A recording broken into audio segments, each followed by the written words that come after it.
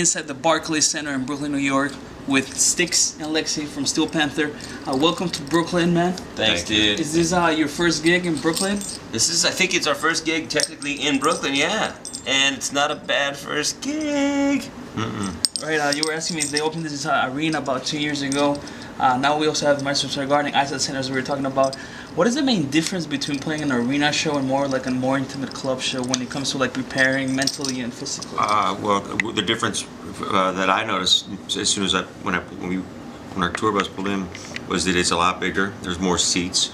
I noticed also that the shower heads here at the event center that you have here, I can't reach. They're really tall. Really hot. To take a shower, it took forever for the water to finally hit my head, and I'm not very short. No, you're a tall drink of water. That's for sure.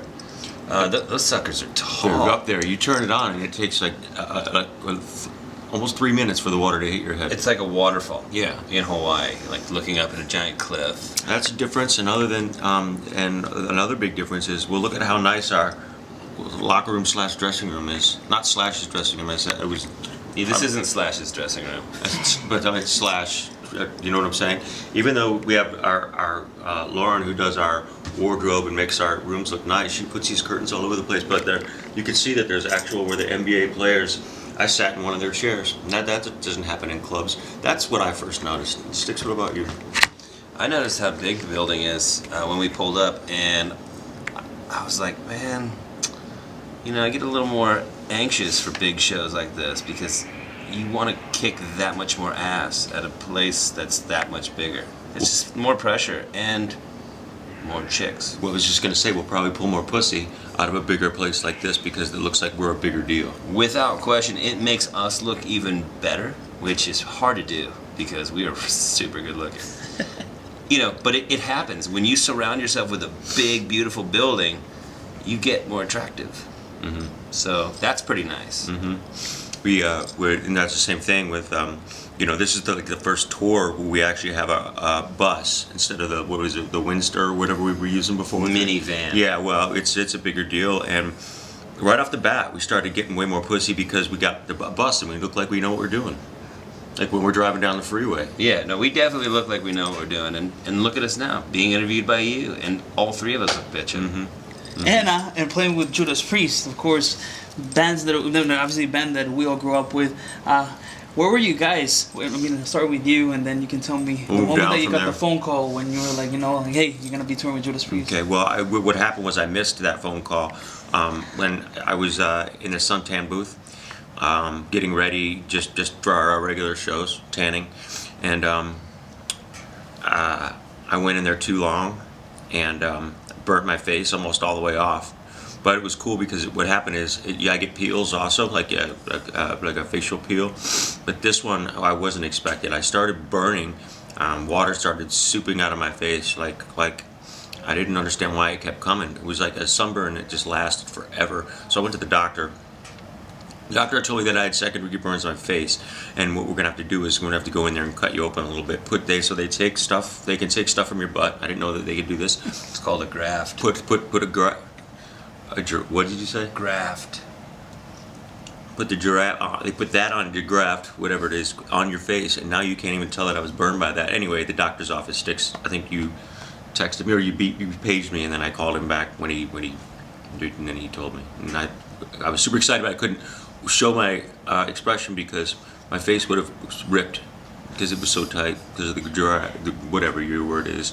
It's stitches that are hidden, but with face color. How about you? What were you doing when you got the memo? I was at home. And tell us about your first feelings when they told you. Fucking a bitch.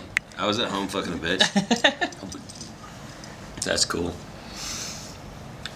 And obviously, we are still celebrating the release of All You Can Eat. If you wouldn't have to, thank you very much. Pick one item of food to eat for the rest of your life, what item would that be? I think we're gonna say this in stereo, right? No. 1, 2, 3. Cauliflower. Cauliflower and pussy.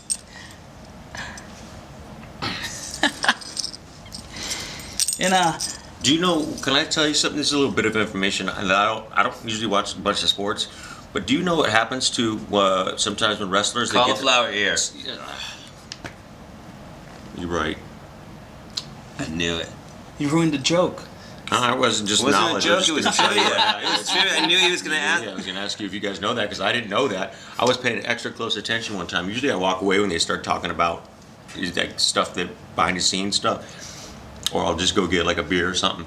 But this time I paid attention, and it's cauliflower ear. And funny enough, it looks like fucking cauliflower. They named it right. If there's a disease you could have and your ear gets all fucked up like that, it should be called like something ugly like a cauliflower. But that's what you would like to eat? I thought that's what we were going to say on 3. Damn it. We didn't get ready for this. You didn't rehearse. No, I'm sorry. Sorry about that. Go ahead. How's been the reception of the Judas Priest diehard fans to you guys? Because obviously, as you know, with bands like that, they don't want to see an opener. They just want to see their gods. But how's been the reception? It's been great. You know, we come out here and it's our job to make sure the crowd is warmed up and ready to rock when Priest comes out. And they've been really receptive. They've come down early. A lot of people. You'll notice tonight there'll be a bunch of people in here early to see us and then see Priest. And it's been rocking shows. The crowds have been fucking crazy. It's been really, really good. I think what's really cool too is we've played here we've played here a bunch of times, and I think that we've built a fan base. We love coming to New York City. I mean, the traffic is like people say, you know, we're from LA and the traffic is crazy in LA, but getting here, I couldn't believe how just trafficy the whole streets were. Yeah, I don't know how you guys do that here. It's crazy in New York. It's like we were driving here today and we were on a 1-lane road with 2 lanes the other way, but there was a divider, so if your car breaks down, what happens? I don't know.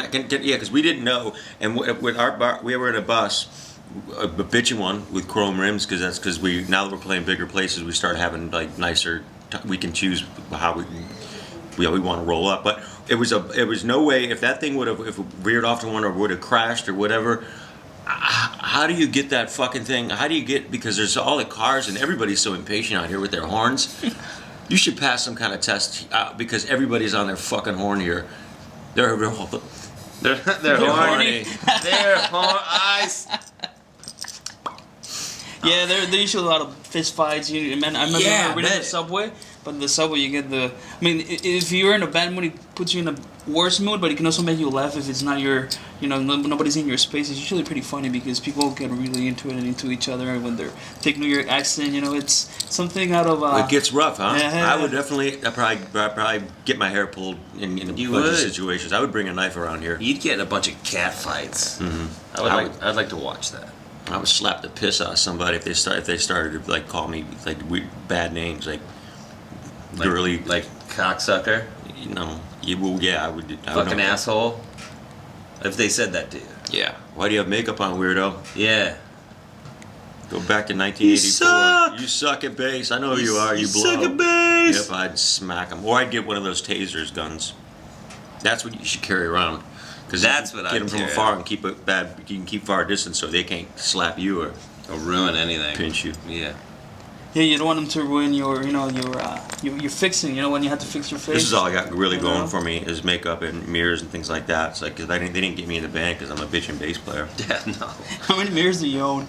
You know what? I will do this, but I need it. And it was a good idea that you had, Stix. Is I don't know how many. I have 2 big boxes. I keep every single one. You'll notice even though I'm going to show you some behind the scenes stuff. This one right here is broken. I know what that means, but I'm not superstitious. I have no doubt. Name that band. Writing's not on the wall. It was Europe. I'm not superstitious. I thought you were doing Stevie Wonder.